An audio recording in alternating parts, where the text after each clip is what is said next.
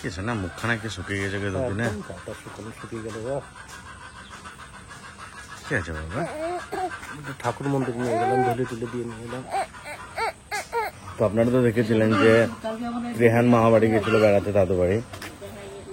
ঘুমিয়ে গেছিস তো মানে রাত্রেবেলা হঠাৎ শরীর খারাপ হয়, মোটামুটি তখন রাত্রে 12টা নাগাদ। খুব কাঁদছিল, চুপ করছিল না। দিয়ে আমি তো বাড়িতে ছিলাম ধরুন, তো রাত্রিবেলায় 12টা নাগাদ ওকে ওইখানে পানাগড়ে হসপিটালে নিয়ে গেছিলো রাত্রে 12টার সময়। তো ওষুধ টষুধ দিয়েছিল ওইখানে। তো আমি জানতে পারলাম পরের দিন সকাল 6টার সময় তনু ফোন করলো যে এই ব্যাপার। তো আমি সকাল 6টায় যেয়ে বাড়ি নিয়ে আসলাম, বাড়ি নিয়ে এসে ডাক্তার দেখিয়ে নিয়ে আসলাম। তো যাই হোক এখন একটু ভালো আছে। হঠাৎ কেন এরকম হলো বুঝতে পারলাম না, হঠাৎ করে এরকম শরীর খারাপ রাত্রে 12টা থেকে। পায়খানা, বমি, জ্বর তো কমছিলই না। এখন মোটামুটি ঠিক আছে একটু। কি বাবা, ওদের একটু ঝাড়ি নিয়ে আসো তো পরিমল দাদুর কাছ থেকে, না ডেকে নিয়ে আসো। কানতেছে রাত্রেবেলায় শুধু, ঘুমার ঘরে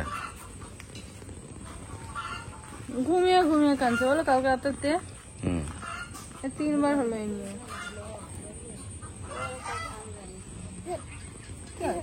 আবার কান্না থেমে গেলে আবার কিছু ভুলে আসে সবকিছু।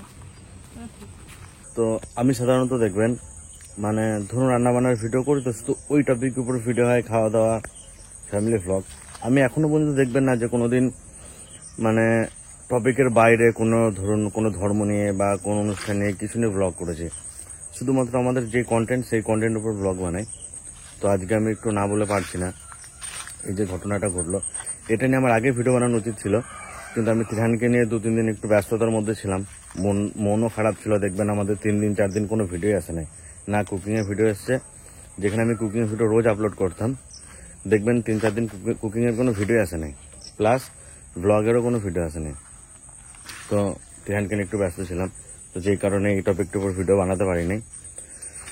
তো কোনোদিন আমি এইসব কথা বলি না, কিন্তু আজকে একটু না বলে পারছি না। এই যে ঘটনাটা ঘটেছে আরজিকর কলেজে, মানে আমি শুধু মাথাতে একটা জিনিস ভাবছি আমি, যে দেখুন ও এখানে কাজ করে, ওটা তার নিজের কর্মের জায়গা, ধরুন ওটা বাড়ির মতন ওইখানেই থাকে।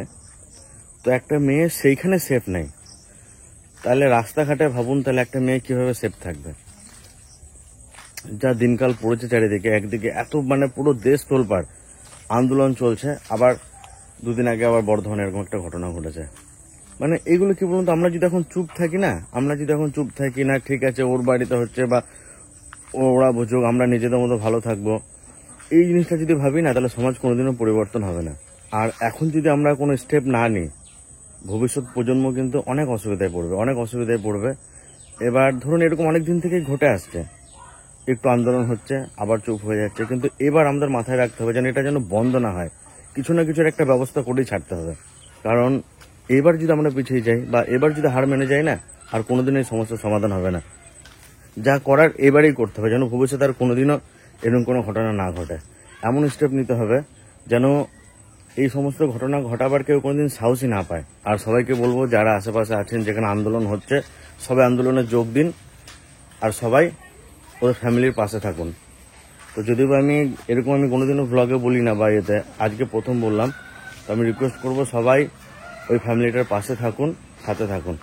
আরও আমার বিশেষ করে খারাপ লাগলো রেকর্ডিংটা শোনার পর, মানে একটা মানুষ কিভাবে এরকম করতে পারে, একটা মানুষ নয়, মানে যারা এরকম করছে তারা কিভাবে এরকম করতে পারে। তাদের বাড়িতেও ধরুন মা আছে, বোন আছে, মানে এই সমস্ত কাজগুলো যে করছে, মানে তারা কতটা পাষাণ, মানে এসব জিনিস মানে ভাবতে অবাক লাগে। হ্যাঁ, আরেকটা কথা, এখন যদি কিছু না হয় না, আর কোনোদিনও হবে না। আমাদের যে ভবিষ্যৎ প্রজন্ম আসছে, তাদের সেফটির জন্য, তাদের সুরক্ষার জন্য আমাদের এবার নামতেই হবে। অনেক হয়েছে, আর না, অনেক হয়েছে এরকম, আর না।